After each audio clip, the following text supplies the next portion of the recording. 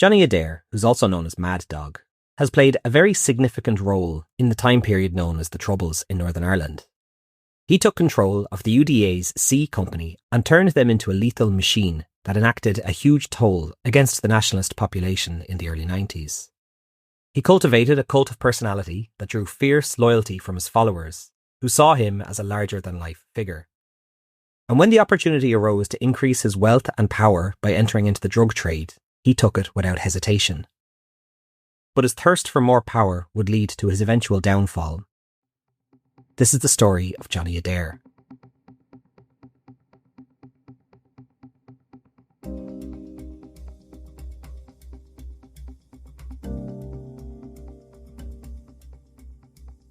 This is the Troubles Podcast, a podcast about the violence and bloodshed that occurred in Northern Ireland, the Republic of Ireland and Great Britain, as multiple sides and organisations waged a bloody conflict over the status of Northern Ireland.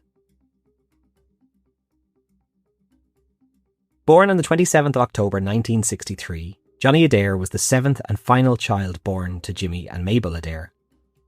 They lived on the Shankill Road, which was a unionist enclave. In the early 60s, people were poor, but there was work, and a strong sense of community amongst the people living there. The Shankill Road gets its name as it once was a route to an early Christian church. Shan is the Irish word for old, and kill is the Irish word for church. In the mid to late 1800s, there was prosperity on the road, with many linen mills and plenty of work either in the mills or in the Harland and Wolff shipyard nearby. World War I then had a huge impact on the people of Shankill, and in particular the Battle of the Somme, which claimed the lives of hundreds of men from Shankill, and it was this battle which has gone on to hold a massive amount of significance, and is one of the foundational myths of Ulster loyalism. That's a hard one to explain, but this sacrifice at the Somme is seen as an extremely important core tenet of loyalism, and to this day you will see a huge amount of memorials and murals commemorating those who died at the Somme. The 60s was also a significant time for the people of the Shankill, because it was a period where deindustrialisation was occurring. The mills, which had employed thousands of people, were starting to close, and even the once mighty Harland and Wolff shipyard began to slim down its employees. The next few years would see a rise in unemployment on the Shankill Road, and that coupled with heightened sectarianism and the sense of being under siege would eventually lead to the rise of paramilitaries in the area. Johnny Adair had 5 sisters and 1 brother, Archie, who would go on to become a UDA commander. His father, Jimmy, worked in the timber yard at the docks. The Adair house was not a loyalist household by any means. They were a normal working class family. It's generally believed that the Troubles began in 1969, and at this time Johnny Adair was 6 and he had just started school. By 1975, he had began secondary school. It was here he met the friends who would have a significant influence on his life: Sam Skelly McCrory, Donald Hodgkin and Jackie Thompson.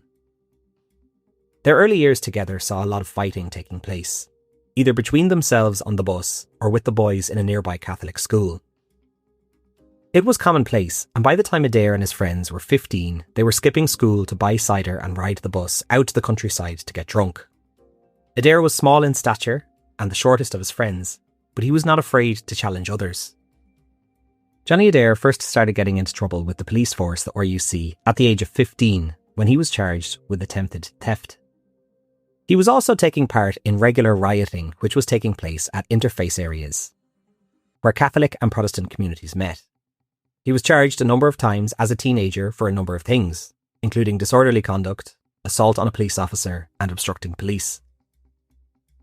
Much of his youth was spent hanging outside on the corner of Century Street in Belfast, and his group of friends expanded. There they would hassle passers-by, and some would even end up locked up in a small cage beside the chemist by the gang. They would be freed if they paid 50p, which could then get the gang a large bottle of cider. It was from this corner Johnny Adair witnessed the Provisional IRA gunning down a prison officer. The Crumlin Road Jail was near the corner that the gang hung out on, and on September 14th, 1979, 30-year-old George Foster was shot dead as he drove down Century Street. As he lay dead in his car, one of the youths in the crowd beside Adair climbed into the car to steal the man's cigarettes. Adair shouted at him to stop and to have some respect. After finishing school, 16-year-old Johnny Adair went and joined his father working as a wood machinist. and it was around this time he began getting into music in a big way. It was 1980, and skinhead culture had spread from Great Britain into Northern Ireland.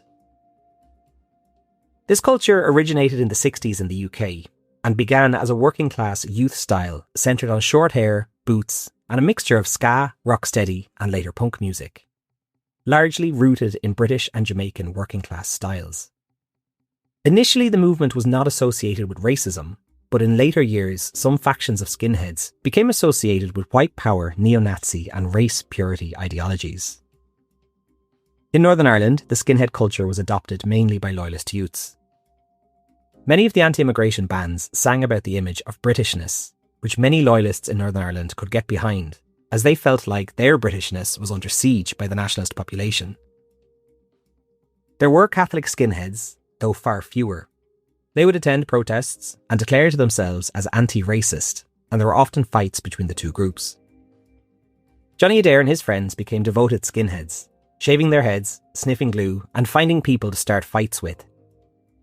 During this period, Adair had a girlfriend who would be with him for a lot of his life, Gina Crossan, who was also a skinhead, but kept a tuft of hair at the front of her head, not shaved.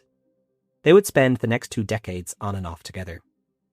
It was around this time Adair formed a skinhead band called Offensive Weapon, with his friend Skelly and Brian Watson. The gigs were intense, and would invariably end up with everyone punching and kicking each other throughout, and it wasn't unusual to leave the shows black and blue with bruises. Offensive Weapon ended up playing around 20 shows between 1981 and 1984, playing primarily in youth loyalist clubs. Many of their shows featured crowds giving the Nazi salute and shouting Sieg Heil, while singing about racial purity and destroying the IRA. It's a strange combination, and many disenfranchised young loyalists felt that they could relate to the things being said by this group. By 1983, the National Front in England was developing a relationship with the Protestant skinheads in Northern Ireland, hoping to recruit people to their cause, which was furthering white British nationalism. In Great Britain, this was primarily focused against people of different races, and in Northern Ireland, the skinheads rallied behind the National Front to oppose all things Ireland and Irish. On September 3rd, 1983, the National Front held their first ever rally in Northern Ireland, which saw around 300 skinheads march from Sandy Row through the city centre and finishing on the Shankill Road. The march was dubbed the Glue Sniffers March by the media and was denounced by Sinn Féin as ultra-fascist and a sectarian show of strength. For loyalists, this was a unifying day, with a sea of Union Jack flags rising up along the Shankill. Just a quick intervention here that the main source for this episode is the book Mad Dog, The Rise and Fall of Johnny Adair, written by David Lister and Hugh Jordan. It's probably the most comprehensive biography of Adair. There is an autobiography written by Adair out there, but I felt that this book has a more accurate telling of history. Lister and Jordan mention in their book that after the march, the group ended up in a dark pub on the Shankill, and the National Front representative started talking about the N-words taking land and jobs, and lefties as well. They perhaps mentioned the IRA only once. And the march itself was not sanctioned by the Ulster Defence Association, who actually wanted the group run out of town. Though he threw his weight behind this movement and ended up in London meeting fellow skinheads, Adair wasn't really devoted to the National Front. He was more interested in his band becoming famous. In January 1984, the Sunday News featured an article about the band. It also explained Adair's process when shaving his head. After shaving, he would then spray his head with Mr. Sheen furniture polish to make his bald head as shiny as physically possible. Gradually, Adair's interest in the National Front faded, and by 1984 his band had come to a somewhat natural end. By now, Adair was known as a bit of a nuisance by the paramilitary group the UDA. He was locking up pensioners, attacking police officers, and breaking into homes in the area. They eventually approached him and gave him 2 options: to be kneecapped or to join the UDA. He chose the latter and became a member. Just for those who may be new to this podcast, the UDA, or Ulster Defence Association, were the largest paramilitary group in Northern Ireland. They were quite different to the other loyalist paramilitary group, the UVF, especially in their scale. In the 70s, their membership was considered more of a network of vigilante groups, totalling between 30,000 to 50,000 people. whereas the UVF were more selective and considered more elitist, with membership being around 1,500 to 2,000. Though their common enemy was usually Republicans, there was a lot of feuding and infighting within the UDA and also between the UDA and UVF, which I'll get into later.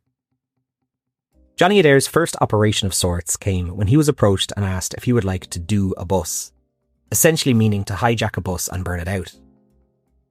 He and a group of his friends pushed their way onto a bus and told the driver to get off. The driver laughed at them, not taking it seriously. They then had some more problems when they accidentally poured gasoline over each other and not on the bus. And then when the time came to burn out the bus, none of the group had a lighter or matches.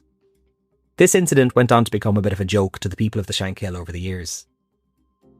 Regardless of the mess up, Adair and a group of his friends were sworn into the UDA at some stage in 1984. I, Johnny Adair, am Protestant by birth and being convinced of a fiendish plot by Republican paramilitaries to destroy my heritage, do swear to defend my comrades and my country, by any and all means, against the Provisional IRA, INLA, and any other offshoot of republicanism which may be of similar intent. I further swear that I will never divulge any information about my comrades to anyone, and I am fully aware that the penalty for such an act of treason is death. I willingly take this oath on the Holy Bible witnessed by my peers. Adair and his friends became members of C Company of the UDA, and into the C8 unit specifically, which was where new recruits ended up. C Company covered around 50 streets in Belfast.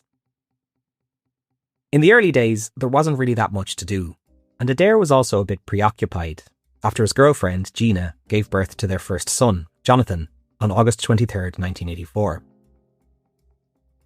Adair was still working, and the three of them had just moved into a new house together.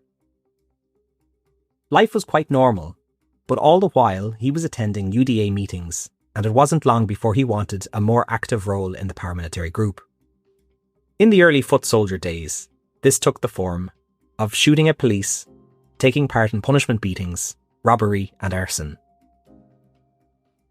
A lot of his early paramilitary life was taking part in rioting, and when Thatcher signed the Anglo-Irish Agreement in 1985, this deeply upset loyalists, who felt that Britain had committed the ultimate betrayal of the Unionist population in Northern Ireland. Adair was one of the 100,000 people who turned up to an Ulster Says No protest outside City Hall in Belfast. By now, he and his gang were establishing a name for themselves. They were shooting at police vehicles, and when they found out that a nearby factory was employing Catholics, they broke in and burned the fleet of vans out. But Adair wanted more, and there were loyalists who were growing increasingly concerned that Northern Ireland was about to be handed over to the Republic of Ireland. It's hard to know exactly what he was involved with in the mid-80s, but it was a busy time for him. He was accompanying other UDA members who were carrying out murder bids, and he himself was badly injured after being stabbed in the back by a UVF member. He lost his spleen and had a punctured lung. Then in 1985, his friend, Mark Rossborough, was violently killed by the UVF. He was shot in the back of the head but survived, then strangled with a belt which snapped, then a length of wire which still didn't kill him. Eventually his killers placed a mat over his head and stood on it for 15 minutes before he died.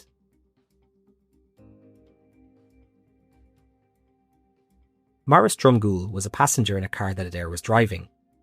Adair was drunk and lost control, and Drumgoole's neck snapped in the crash. Bizarrely, he stood up and walked to the curb, seemingly fine, before collapsing and dying. For this, Adair was charged with reckless driving and driving under the influence, and he was sentenced to serve 6 months in prison. He was released in June 1987 and was determined to devote himself to his girlfriend and his 2 young children.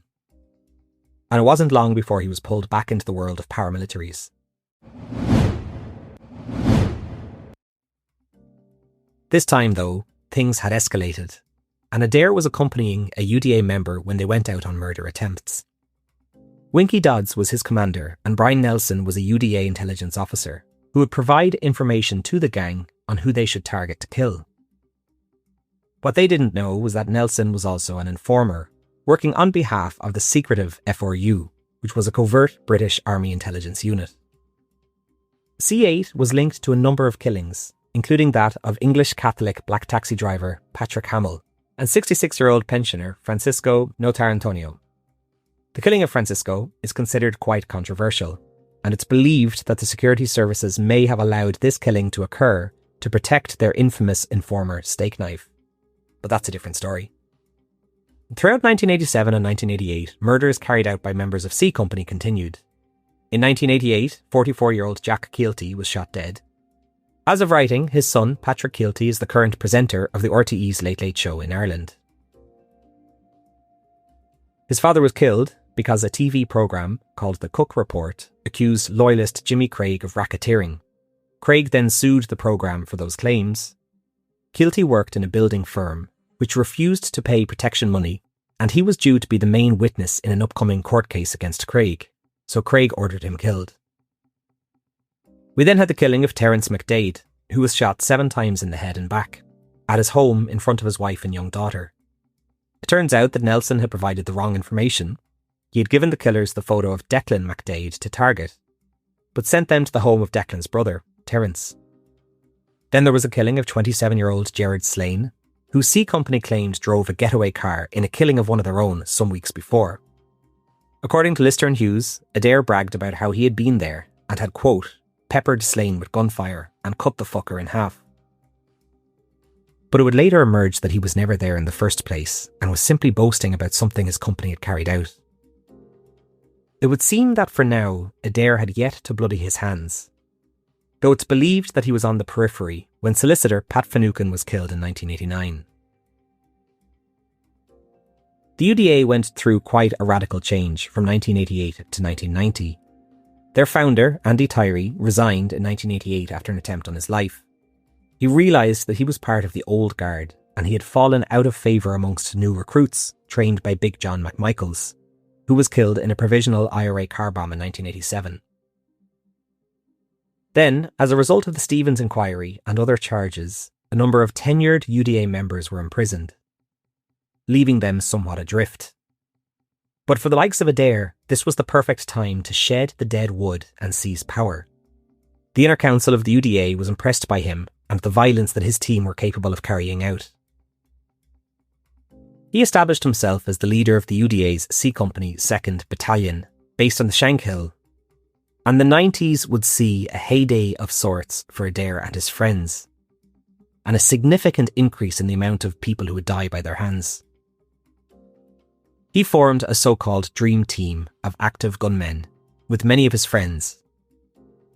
Between 1990 and 1994, C Company would kill around 40 Catholics, and for the first time since 1975, the UDA and the UVF were out killing the IRA. C Company decided to target what became known as the Pan-Nationalist Front. On top of targeting nationalist paramilitaries, they expanded their focus to Sinn Féin, SDLP, the Irish government, and groups like the GAA, or Gaelic Athletic Association. Basically, any entity which pushed for Irish unification was a target in their eyes. And in some cases, they were just happy to kill any Catholic. Many of these killings were claimed by a group with a different name, the Ulster Freedom Fighters, or UFF, which was essentially a code name and drew attention away from the UDA.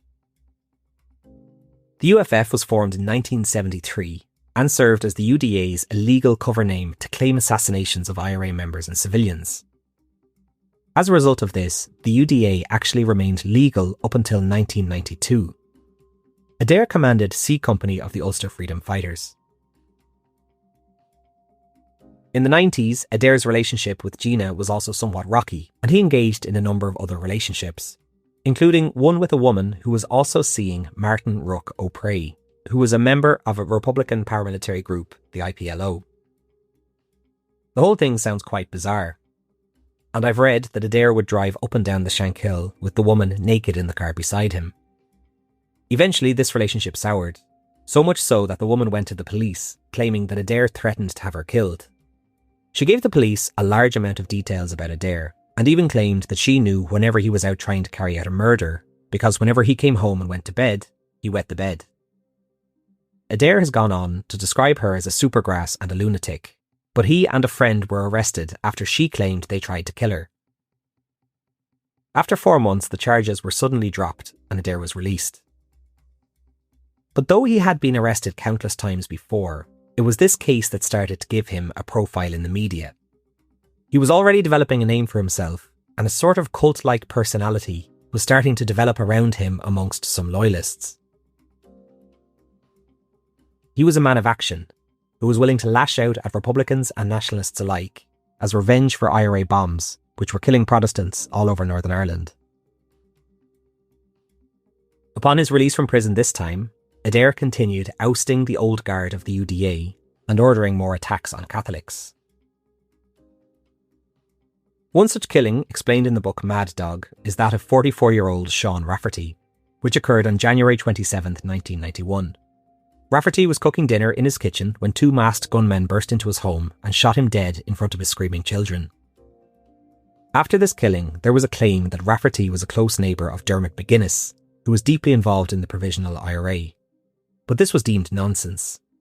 The truth, which was reported by the RUC's special branch, was that Rafferty was killed as a result of a drunken dare. According to him, C Company were drinking on the Shankill when some of the members shouted, "Let's bang a taig," meaning let's kill an Irish person. Taig is a derogatory term for a nationalist in Northern Ireland. Adair gathered the men and within a few minutes had a complete plan drawn out. And which member would carry out which role. Within 15 minutes the plan was underway, but the only problem was that they didn't have a target in mind.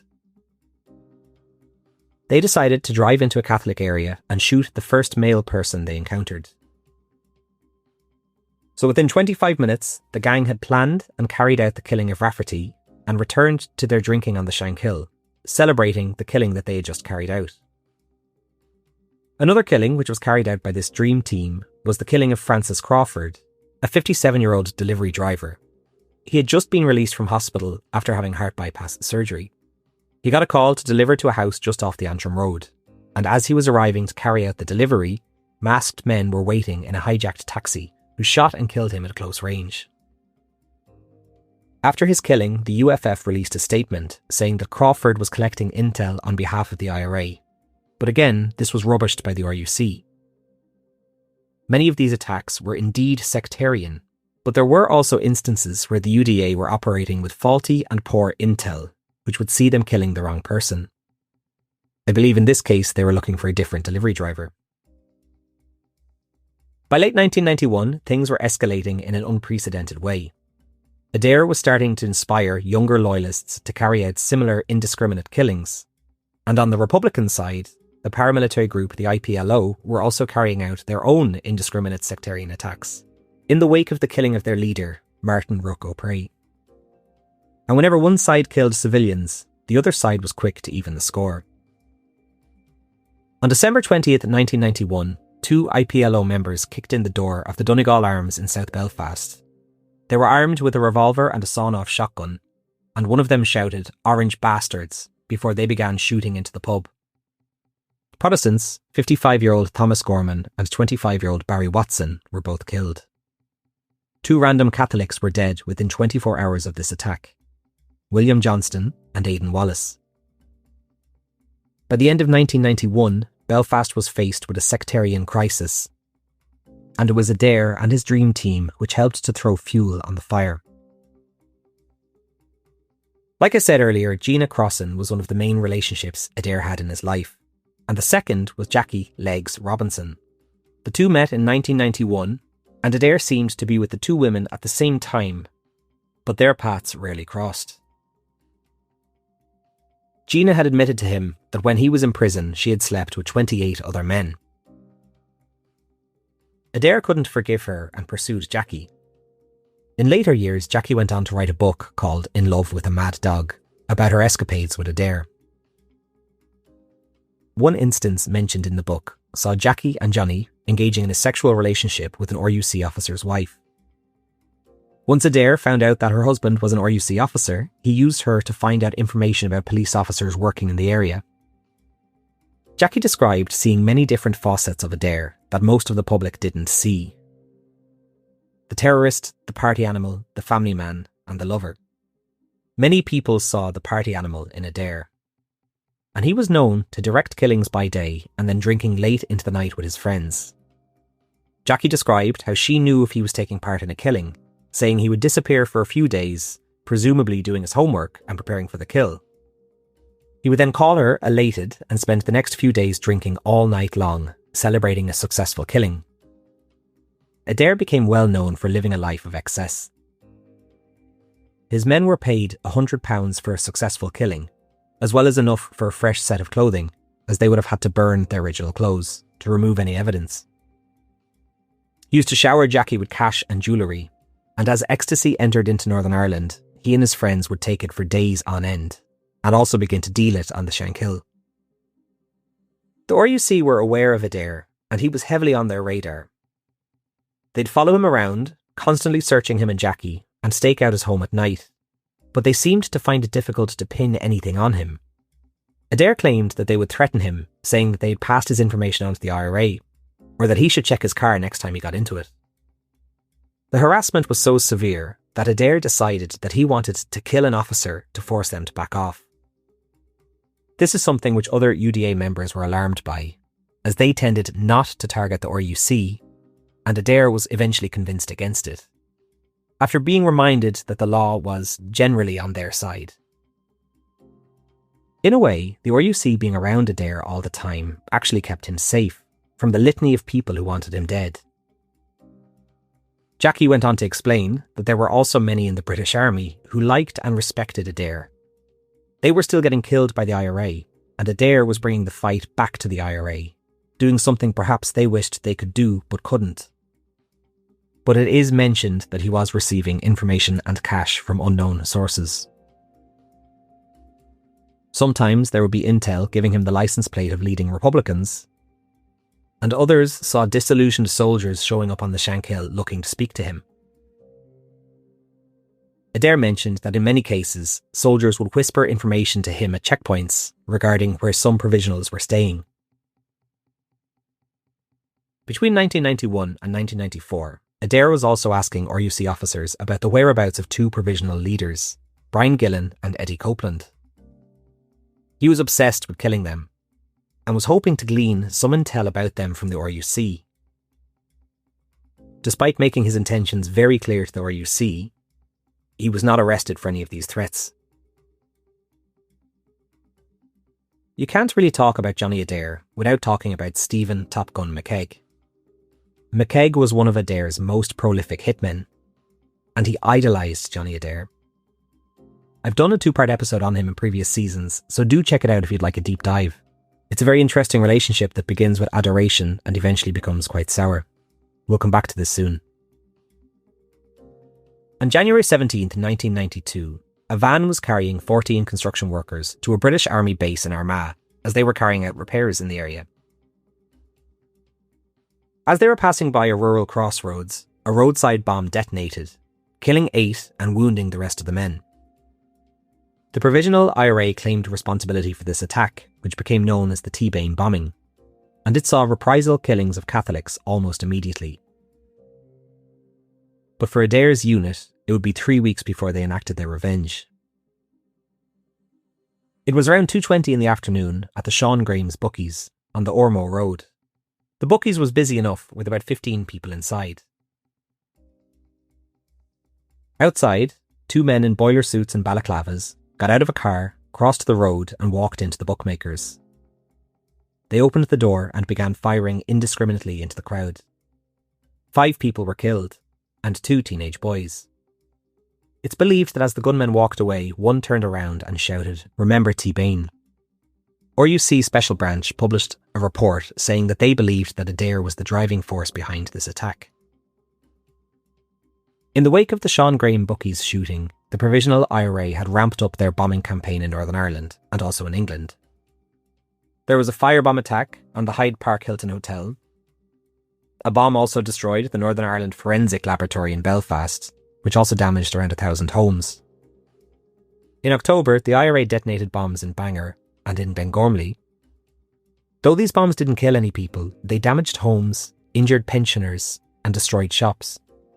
And it felt like the IRA was targeting Protestant civilians and not members of the security services. As a result of these attacks, the UFF phoned in a statement to the BBC saying that as of midnight, November 7th, any further bomb attacks in Protestant areas would be met with reprisal attacks on the Republican community as a whole. Then, just 4 days later, the Provisional IRA detonated a £500 car bomb outside a police station in the Protestant town of Coleraine.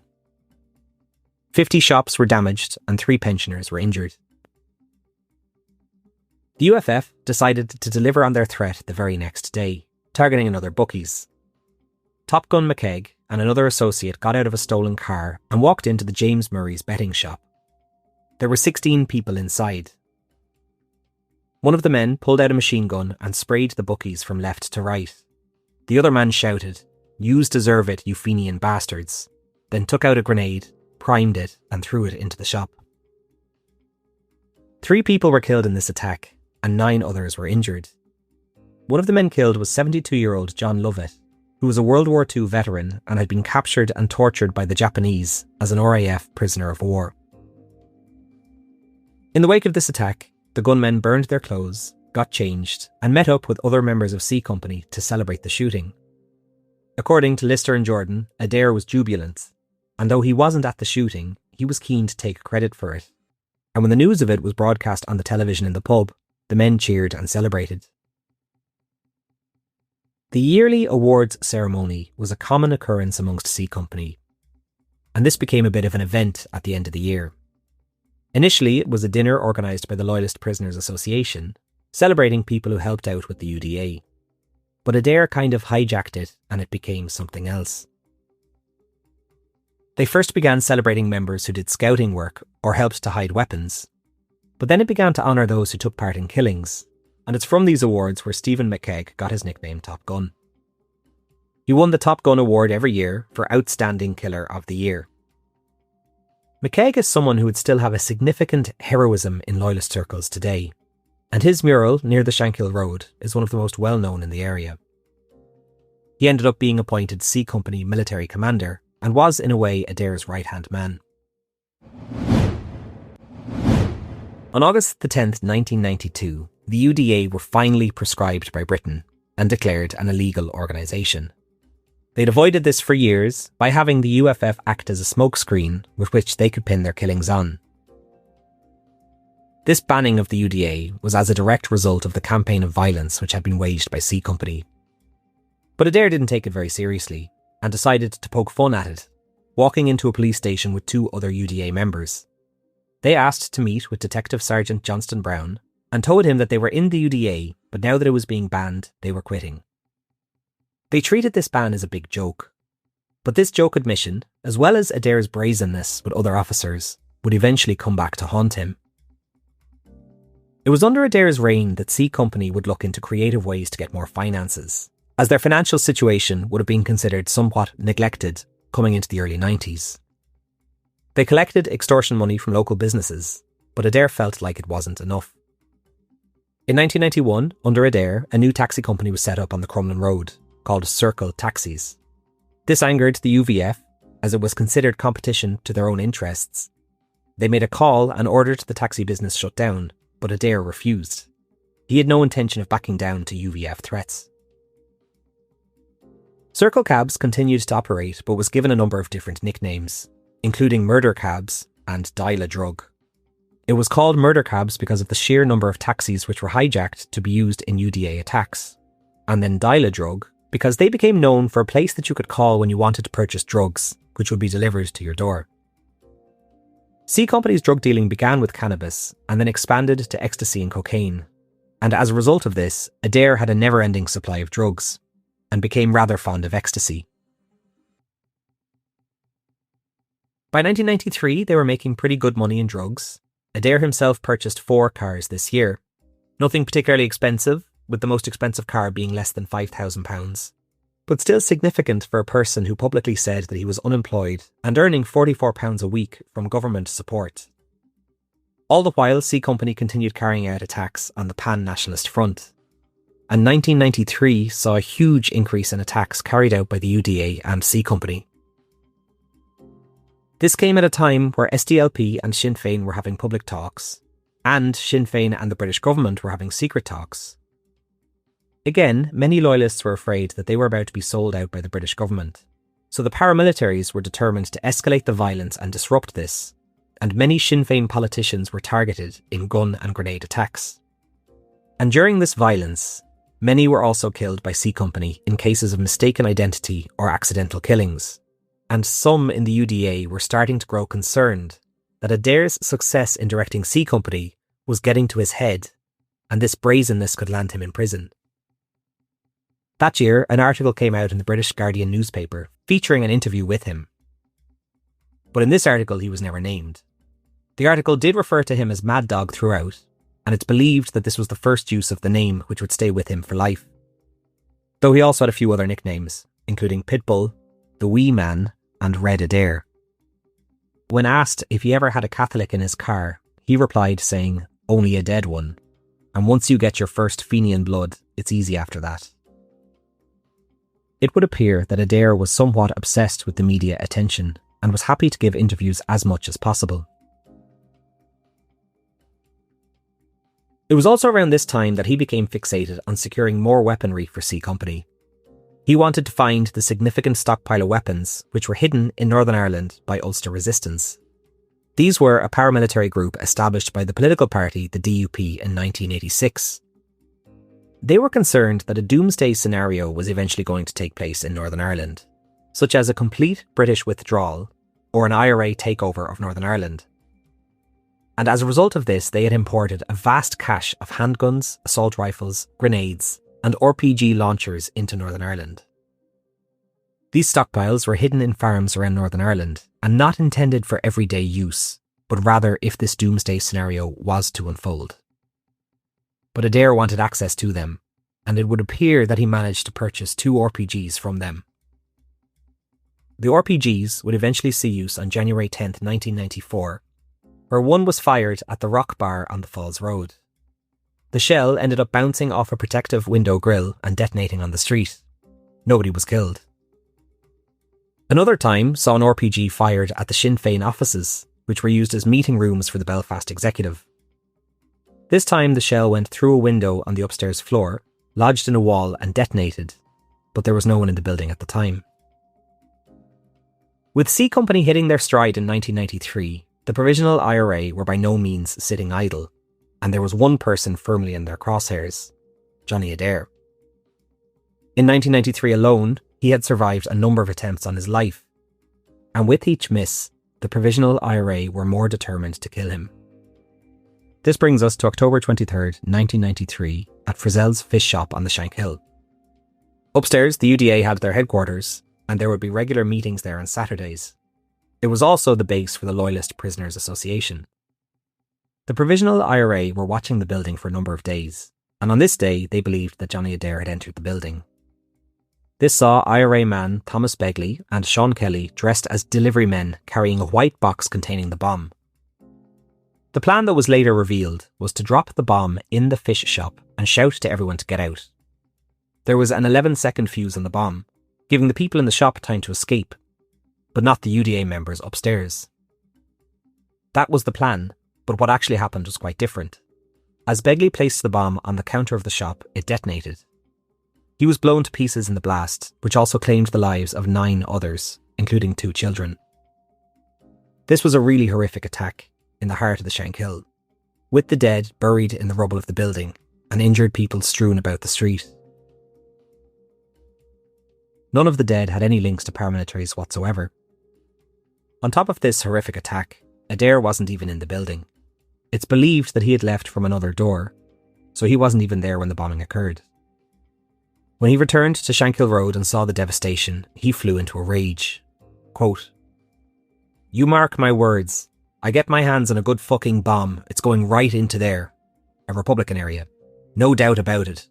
Nobody will stop me from detonating them anywhere." But before Adair could carry out this revenge, he was picked up and questioned and then released 7 days later. Adair later said that this arrest was a good thing, and it probably prevented him from getting caught, as he wanted to get revenge quickly after the Shankill bombing.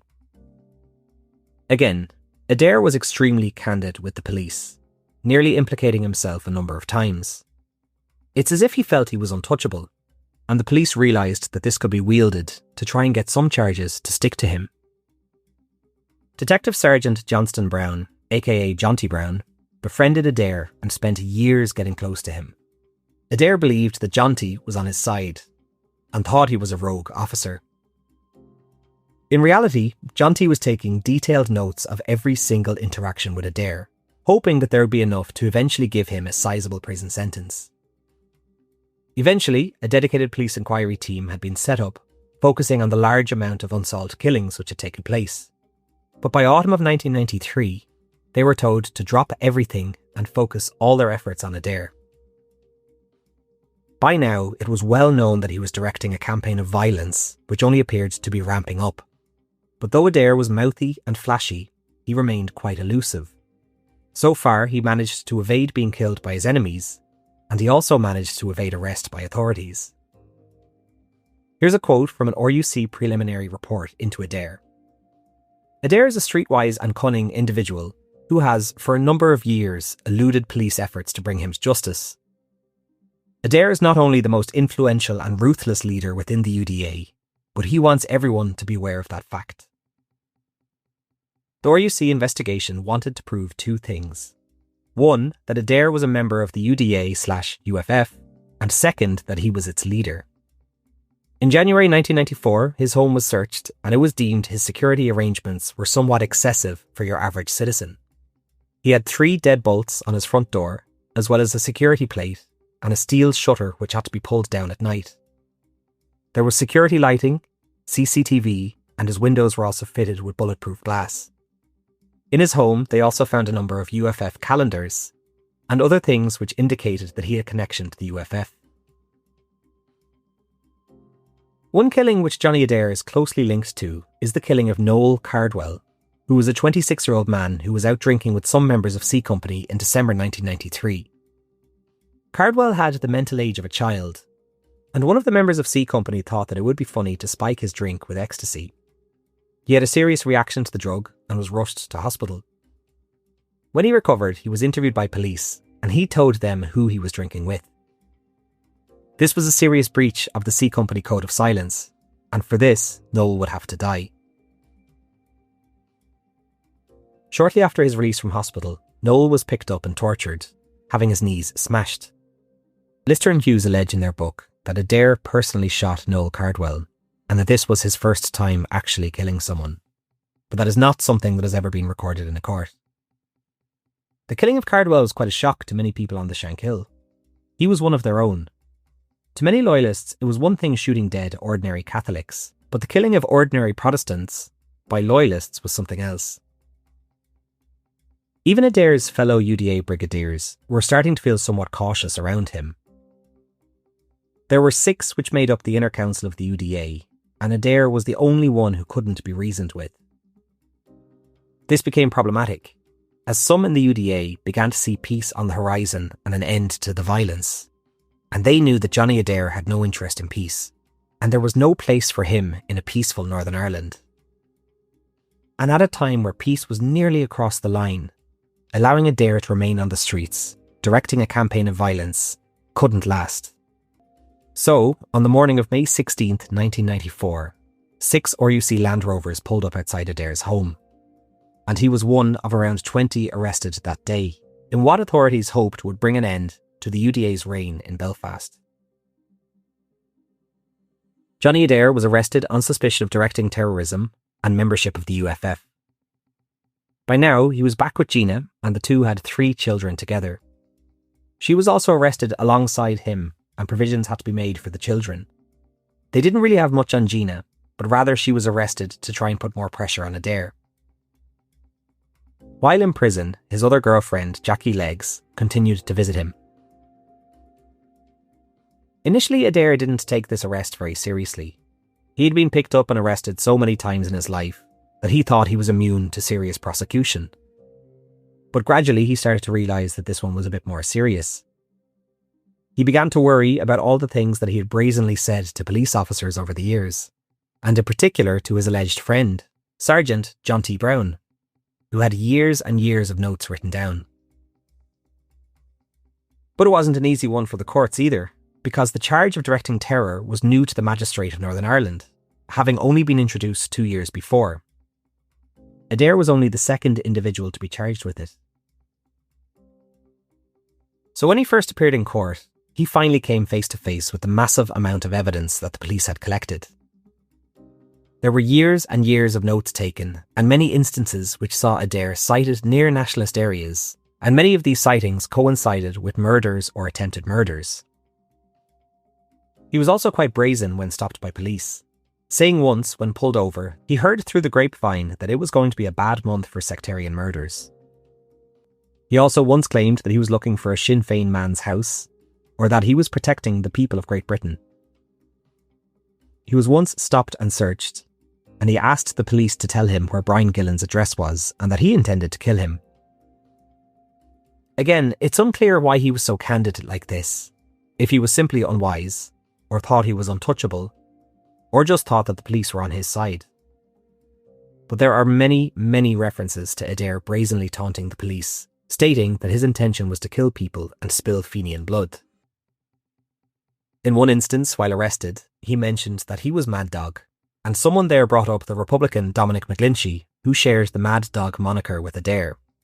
Adair said, "The difference between me and McGlinchey is that he killed policemen, but I killed Taigs." Adair also boasted to police a number of times that when he was arrested or on holidays, the killings stopped. When asked if he had ever killed anyone, he responded by saying, "I've never murdered anybody, or I've never been caught." While waiting for the trial to take place, there was protesting and violence in loyalist areas of North and West Belfast as Adair's supporters caused chaos by rioting and burning out cars. Johnny Adair adapted well to life in Crumlin Road prison, and when large-scale rioting broke out, he was at the heart of the action. He also realised that the prison was literally falling apart, and you could scrape at the walls and pull bricks away from the prison cells.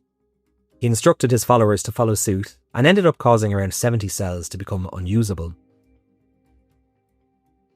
He and a number of other prisoners were then moved to a different prison, the Maze. This was seen as an upgrade, because in the Maze they had pool tables and televisions, and a lot of absolutely wild things went on in this prison, which I'll get to soon. But though life on the inside was quite enjoyable for Adair, his personal life on the outside was going through a lot. He had discovered that Gina was with other men, friends and associates of his, which made him furious. Adair ordered the beating of any man that was sleeping with his girlfriend. It was during this time that Gina also found out that Adair had been sleeping with Jackie Legs during their relationship. The whole thing is quite messy, but it ends up with Adair asking Jackie to marry him, which broke Gina's heart because he had never proposed to her.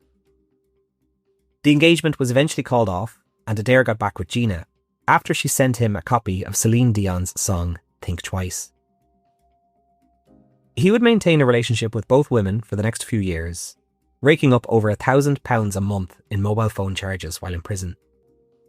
His court case was also another incredibly complex case, and it was dragging on. Outside the prison, things were changing. The Provisional IRA had called a ceasefire, but many loyalists struggled to trust it. But eventually they came on board, and the Combined Loyalist Military Command announced their own ceasefire soon after. Initially Adair was reluctant to throw his weight behind it, but he also realised that he could be faced with a lengthy prison sentence, and peace in Northern Ireland could get him released sooner. Finally, on September 6, 1995, Adair's court case began. In the courtroom were his family, some UDA members, as well as some women who were enamoured with him. It was expected that he would plead not guilty to the charges, and what would follow would be a lengthy case which would cost the taxpayer a significant sum. But to everyone's surprise, when asked how he pleaded, he responded with guilty. He didn't know exactly what they had on him, but he knew they had mountains of evidence against him. So instead of fighting it, he took a deal. 16 years behind bars. In the courtroom, Adair was described as, quote, a sinister and manipulative terrorist who was dedicated to his cause, which was nakedly sectarian in its hatred of those it regarded as militant Republicans, among whom he had lumped in almost the entire Catholic population. Upon getting sentenced, 31-year-old Adair turned towards the press in the room and said that he applauded the dedication of the young men in 2nd Division, and then he announced that his men would deal with Sergeant John T. Brown, whose evidence was crucial to securing a conviction against him. They did come close to killing Jonty Brown, but I'll get to that later. As he was led out, Jackie Legs Robinson shouted to him saying, "Johnny, I love you. I'll wait for you." She wouldn't have to wait for very long. With peace on the horizon, the need for paramilitaries suddenly disappeared. For many in C Company, this life was all they knew. They continued to beat up anyone that Adair ordered them to, and they also attacked any drug dealers who were encroaching on their territory. Adair's time in prison during this period was quite interesting. He was well respected by his peers and had a significant amount of freedom in the prison. He convinced a number of women to send them intimate images of themselves, which included one woman who tattooed "Johnny's been here" above her genitalia. And because of his booming drug trade on the outside, Adair was very wealthy on the inside. Virtually anything could be smuggled into the prison. A significant amount of porn, blow-up dolls, a pet dog, CD players, and mobile phones all made their way in. Adair even had his pet budgie smuggled into the prison. Bubbles the budgie was drugged and smuggled inside the pants of a visitor. The bird could then be heard squeaking and was constantly saying, "Up the Shankill" and "Go on, you bastards." Adair also had constant access to drugs inside the prison, and a large amount of ecstasy was smuggled inside. It was during this stint in prison that he began to look like the image he is most associated with today, of quite a muscular individual. He had horse steroids smuggled into the prison and was injecting them into his arms and legs. He and his best friend Skelly would shave all the hair off their bodies, and then rub each other with baby oil, put on cowboy boots and red leather shorts, and take pictures of each other. Eventually, loyalist Jim Spence had to place a call to Jackie, telling her that Adair was making a fool of himself in the prison and he needed to knock it off. Adair and his friends were considered sexual deviants by the prison officers, constantly calling phone sex lines and masturbating in phone booths. Adair and Gina would regularly have phone sex, even though the lines were monitored the entire time. Gina would boast about all the other men that she was having sex with, which didn't seem to bother Adair too much, unless one of them was more endowed than him. Adair would regularly switch between seeing Gina and Jackie during this time. In June 1996, Johnny Adair's father died and he was allowed to attend the funeral on compassionate grounds. Back at the family home, Adair was on the couch with Gina when Jackie arrived to pay her respects. This was one of the rare times the women came into contact with each other. Jackie ignored the two and walked over to Adair's father's coffin, bent over and kissed his forehead to say goodbye. Later on, Adair met up with her and told her, "Fuck, you see when you were bending over that coffin, I just wanted to ram it up you." One thing that was important to Adair was that his children grew up with the Adair name, something which Gina didn't initially do as they weren't married. She said they would change their last name, but only if he agreed to marry her. So, on the 21st of February 1997, Johnny Adair married Gina Crossan in the Maze prison. She became Gina Adair, or Mad Bitch, as Johnny and the tabloids would call her. As he got older, their son Jonathan would also be called Mad Pup. Adair spent the entire peace process in prison, and was one of the individuals at the table when the Northern Irish Secretary of State, Mo Molan, visited the prison. This was at a very important time during the Good Friday Agreement, and she was hoping to convince the UDA prisoners to support it. Though Adair was at the table with Mo and others, he didn't speak. Lister and Hughes wrote that he didn't want to expose his lack of political knowledge. He was a man of action, he wasn't a political thinker. The only interaction that the two had was when she walked over to him and slapped him on the wrist, telling him to stop biting his nails. But though peace was looming on the horizon, it was far from Johnny Adair's mind. He was more focused on increasing his power. On December 27th, 1997, Billy Wright was assassinated by the INLA inside the Maze prison. He was the leader of the loyalist group, the LVF. Wright and Adair were similar in many ways, and they both had a bit of a cult of personality around them, and some extremely devoted followers.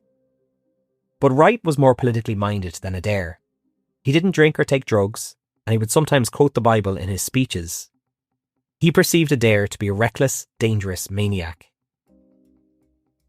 Adair was somewhat jealous of how loved Wright was. and the two hated each other.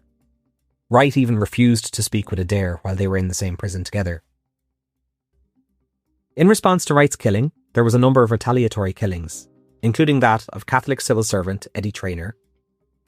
It was initially believed that this killing was carried out by the LVF, but it soon emerged that the killing was carried out by Top Gun McKeag, under Adair's orders. Adair saw that with Wright dead, there was a power vacuum left, which he hoped to fill. This angered the other UDA leaders, who were observing a ceasefire. In the weeks following the killing of Billy Wright, a number of people were killed by the LVF, UFF and INLA, and there was a fear that the peace talks would collapse altogether. Adair started to get visits from Mark Swinger Fulton, who was a high-ranking LVF member and had been friendly with Adair in the past. And slowly over time, the LVF and UDA's C Company started to become more friendly with each other. Both groups were also well set up when it came to drug dealing. C Company had the distribution in Belfast, and the LVF had the means to import the drugs. So even though Johnny Adair was still in prison, with this new relationship, his empire on the outside was growing significantly. On Tuesday, September 14th, 1999, Johnny Adair walked out of the doors of the Maze prison, a free man. He had served 4 years of a total of 16. He, like hundreds of other paramilitary prisoners, was granted a licence of release. This was one of the terms of the Good Friday Agreement, and probably the most controversial one. This licence could be revoked if the person returned to a life of paramilitary violence.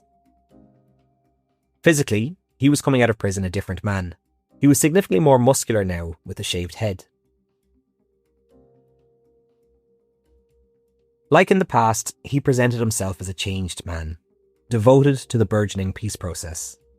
But many saw straight through this. The RUC themselves objected to this release, and they knew that he was actively directing terrorism while behind bars, and now he was a free man, they doubted he intended to stop. He was given a hero's welcome as he returned to the Shankill, where he came home to his wife Gina and their 3 children. He then headed over to the Diamond Jubilee Bar on the Shankill for a men-only party, where loyalists from all over Northern Ireland gathered to celebrate his release. This party went on for days.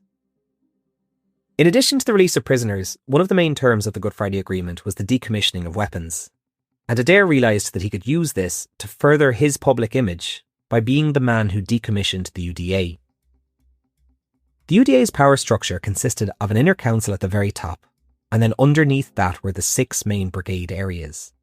Johnny Adair was the West Belfast Brigadier. The inner council provided oversight, but often had limited control, and the brigadiers ran their areas semi-independently. So when it came to decommissioning, these 6 met up to discuss it and have a vote. But as Lister and Hughes put it, by now Adair's ego was ballooning out of control. He was determined to get the credit for decommissioning, whether the other brigadiers were on board or not. Many found it hard to believe that Johnny Adair wanted to decommission weapons and advocate for peace. In reality, he wanted to rearm his C Company, and throughout late 1999 and 2000, he set about looking up a new supply route for weapons. He was also regularly visiting Portadown, which was the epicentre of the LVF, and there were growing concerns amongst other UDA leaders regarding his relationship with the LVF. They feared that he intended on creating a super loyalist organisation, which was composed of C Company, the UFF and the LVF. They were also afraid that Adair would pull them into another conflict with the UVF, if he continued goading them in such a way. If you made it this far, by the way, congratulations. There is a lot of abbreviations in this episode. But just to remember, the LVF was formed by Billy Wright, and it was a breakaway group from the UVF, so they had no love for each other. So Johnny Adair, by joining hands with them a little bit, he was definitely in some way antagonising the UVF. On the Shankill Road, the UVF were the main group in charge, though the UDA had a significant presence there too. But Adair wanted everything. He wanted to take over. And now that C Company and the LVF were in bed together, he felt this might be possible. Which brings us to the celebration of Protestant culture. On August 19, 2000, Adair decided to organise a day celebrating Protestant culture on the Shankill. A number of murals had been painted, including one of Billy Wright, which was a bit odd since this was a UVF area. Adair wanted to have a festival-type day celebrating loyalist culture on the Shankill. This saw thousands of people coming from Northern Ireland and Scotland to celebrate Protestant culture. Other leaders in the UDA were happy for this event to go ahead, as long as no LVF flags would be flown. They had split from the UVF, and their appearance here in the UVF heartland would be antagonising and would absolutely lead to some violence. Adair promised that he wouldn't fly the flag. The day started off smoothly, as there were marching bands down the street and bouncy castles for the children. As the men marched down the street, they were led by a lorry covered in UDA regalia, and a very embarrassed-looking Michael Stone standing and waving into the crowd. But something was amiss. An unfamiliar marching band had joined with the people parading down the street. At 3 p.m, the band reached Rex Pub, a known UVF pub, and they stopped outside. They stood there, marching on the spot, and then unfurled an LVF banner directly outside the pub. Johnny Adair had orchestrated this entire situation, and what happened afterwards can only be described as pandemonium. It suddenly started raining pint glasses on the band, and dozens of men ran out of Rex Bar and an enormous brawl erupted on the street. And at that moment, the UVF men were fighting with the LVF band. UDA captains Sam McCrory and Gary Smickers came charging up the road at the head of nearly 200 C Company UDA men, shouting, "C Company, fall in." The UVF men ran for their lives, and some barricaded themselves into the bar. RUC helicopter footage would later show what was basically a small army laying siege to the pub, as the men inside barricaded the windows with chairs and tables.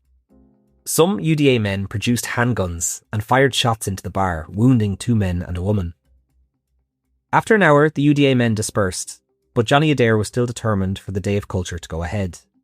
And the day took on a bizarre tone, as Adair went around the Shankill gathering people to watch an awards show and then watch gunmen fire off a volley of shots. Whilst he disappeared behind a van, only to re-emerge in army fatigues and fire a pistol into the air.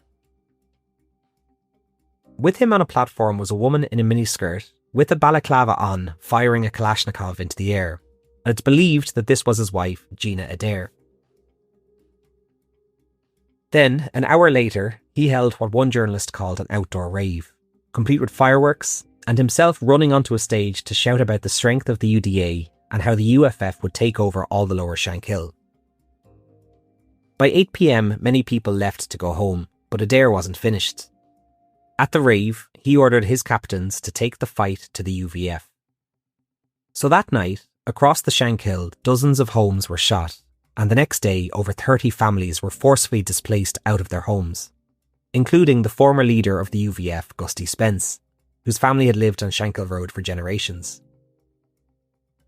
Over the next week, due to threats of violence, over 200 families left Shankill, and nearly 600 were rendered homeless, changing the demographics forever. But as you can imagine, the UVF would not sit idly by as their heartland was attacked, and they responded violently, killing UDA Lieutenant Jackie Coulter and Bobby Mahood, who was one of Adair's drivers.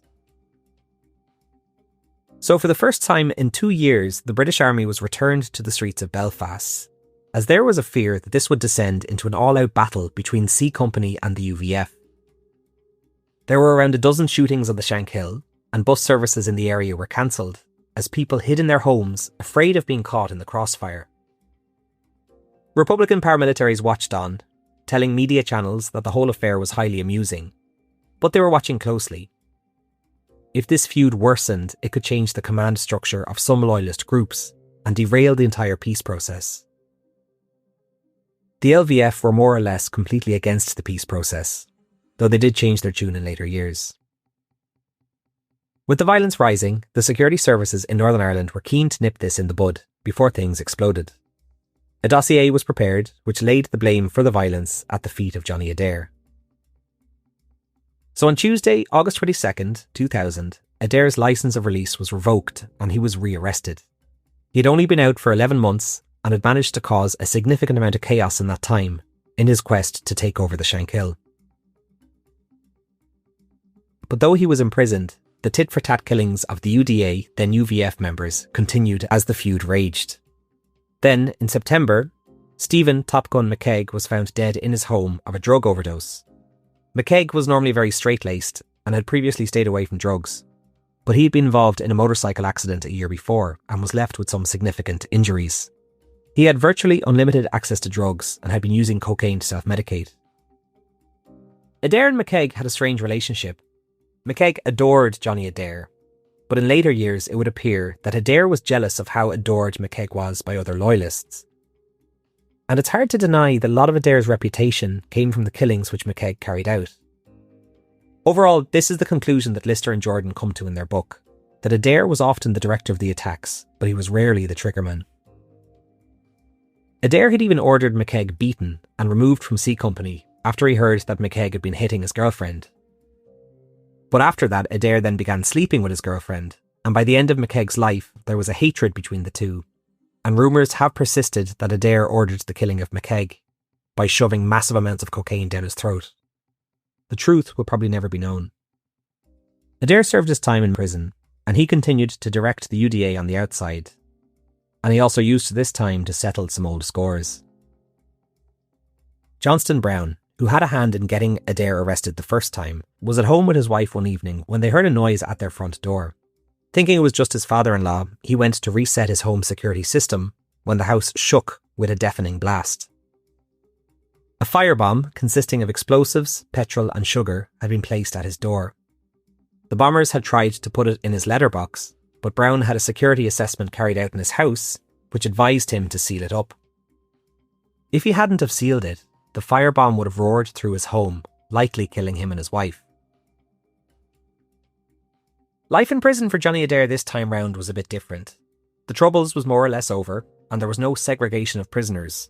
Loyalists, Republicans, and ordinary decent criminals were all lumped in together, so he couldn't enjoy his status as a Loyalist leader that he did some years earlier. He did continue to deal drugs while in prison, and his wife Gina would regularly visit with their youngest son Jay, who was a baby.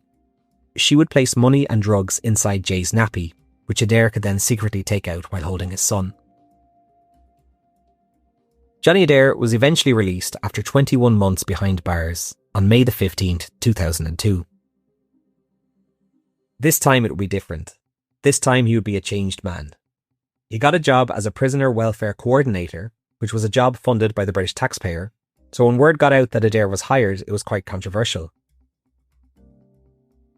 But despite Adair claiming that he was now devoting himself to community work and politics, it wasn't long before his aspirations for power returned. He returned to drug dealing and began slowly building up his empire once again. But he was having trouble with his son Jonathan, who was developing a reputation as a thug and troublemaker. Jonathan had broken into the home of an 84-year-old pensioner and stolen her purse. He had also stolen his father's car and had attacked a female shop assistant at a petrol station. Johnny Adair had to allow a punishment being doled out on his son. So he was taken outside by Fat Jackie Thompson, who was C Company's provost marshal at the time, and shot through the calf in both legs. He wasn't kneecapped, which would have given him a limp for life, so this shooting was considered somewhat compassionate, as it would leave no permanent damage. Had he not been Johnny Adair's son, they wouldn't have been so kind. During this period, Adair continued to grow closer to the LVF, and this was alarming to other leaders of the UDA. After another spate of violence, Adair was summoned to meet with the inner council of the UDA. By now, Adair was sick of being under their thumb, and he decided to do something at the meeting. He would pull out a gun and he would shoot them all dead. But upon arriving at the meeting, he realised that many of them were armed and this would be a stupid idea. But this was really the end of his relationship with the UDA. In September 2002, the council met again and decided that Johnny Adair was to be removed from the UDA after being found guilty of treason. Adair made a show of this demand and ripped up the dismissal notice in front of the media. But the writing was on the wall for him. Though his men in C Company were loyal to him, the rest of the UDA turned against him and he began to run out of friends. Even the LVF began to distance themselves from him. He refused to accept this expulsion and tried to keep control of his base on the Shankill and Lower West Belfast. He declared the West Belfast Brigade a separate organisation and even put up business as usual banners, signalling open defiance of the mainstream UDA. but his associates were getting shot, and there was a blast bomb attack on his home, and it wouldn't be long before he himself would find a bullet. His saving grace came in the form of the security services, who once again came to the conclusion that he was still directing terror and decided to rearrest him. He had been free for a total of 8 months before being returned to prison. With Adair back in prison, authorities hoped that this never-ending feud would end, but there was still blood yet to be shed. John Grug Gregg was an extremely well-known and well-respected UDA brigadier from West Belfast. He was one of the men instrumental in helping to expel Johnny Adair from the UDA, and for this, C Company placed a target on his back. On Saturday, February 1st, 2003, Gregg was shot in the head and killed in Belfast Docks after returning home from a Rangers match in Glasgow. Gregg was the most senior UDA figure to be killed since Big John McMichael back in 1987, and this was the final straw for UDA leadership, who issued a stark warning to members of C Company. They had 48 hours to leave C Company and join A or B Company. If they didn't, they would be considered enemies of Ulster. Basically, they were saying, break with Adair now or else. This was no idle threat, and within hours there were defections. On Wednesday, February 5th, A, B and D Company leaders met on the Shankill, and members of C Company trickled in, all looking to defect. But those in Adair's close circle couldn't defect. They had to get out of Northern Ireland immediately before they were killed. Fat Jackie Thompson and Sham Miller bolted. They got on a boat to Larne in Scotland and phoned their wives to tell them to call a moving company and to pack up their furniture and belongings and get away. Gina Adair and her 4 children left in a hurry as well. So much so that they left their 2 dogs behind, roaming the street, which were picked up by a rival of Johnny's. In total, around 20 people fled the Shankill and were given a police escort to the boat where they left for Scotland. Many would never return. There's an interesting description in the Hughes and Lister book about this.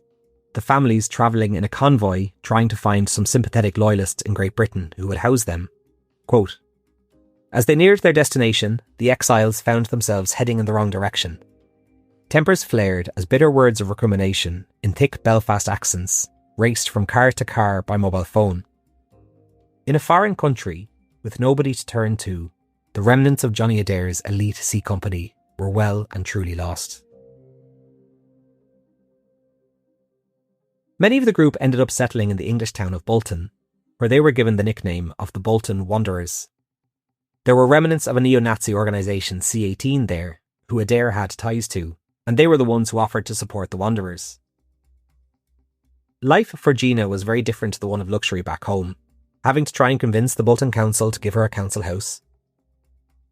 She was also questioned in relation to drug dealing, and their son Jonathan ended up arrested and charged with selling crack cocaine and heroin. Johnny Adair was then released in January 2005, where a helicopter brought him straight out of the country and over to England. But later that year, he would be arrested and charged after attacking Gina, and it would appear that after that the two have been estranged from each other ever since. Johnny Adair eventually left England and moved to Troon in Scotland to be with his childhood best friend Skelly, who died in 2022. He then eventually settled in the Scottish town of Ayrshire. Somewhere along the way, he developed a relationship with a German group of neo-Nazis who idolised him, and they even set up a Dresden version of C Company, focusing on targeting Islamic fundamentalism and also offering protection to Adair when his house was targeted in England. It's an incredibly bizarre footnote in the story of Johnny Adair. Do look up Mad Dog and Nazi Nick if you want to watch the documentary. In 2016, Johnny Adair's son, Jonathan, died of a suspected drug overdose, just a couple of days after being released from prison. He had spent most of his adult life in and out of prison. Johnny Adair's daughter, Chloe, is a successful influencer. And over the years, there were attacks on him in Great Britain, but they have petered out with time. He did attend an anti-migrant demonstration in 2025, which was organised by his friend Tommy Robinson. And he does occasionally visit Belfast and was last over in 2025 for a funeral. It's not very easy to sum up the life of Johnny Adair. he is a man who survived around 15 assassination attempts, by Republicans and then by his fellow loyalists. Was he a defender of his people? Yes, in a way. I saw a quote somewhere which said he took on the war against the IRA, but he also turned the Shankill against itself. Did he share the political ideologies and aspirations of other important figures in loyalism? Not really.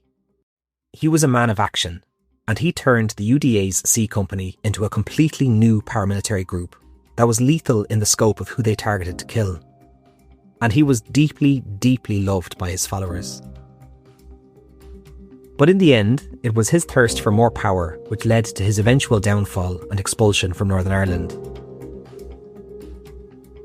As of writing, Johnny Adair is 63 years old, and next week on the podcast, I sit down and talk with him. There's no doubt he will disagree with a vast amount of the things written about him in this episode.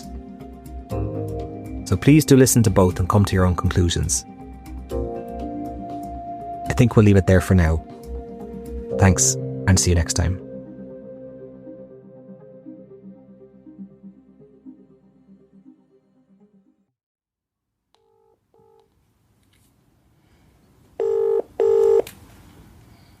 Hello?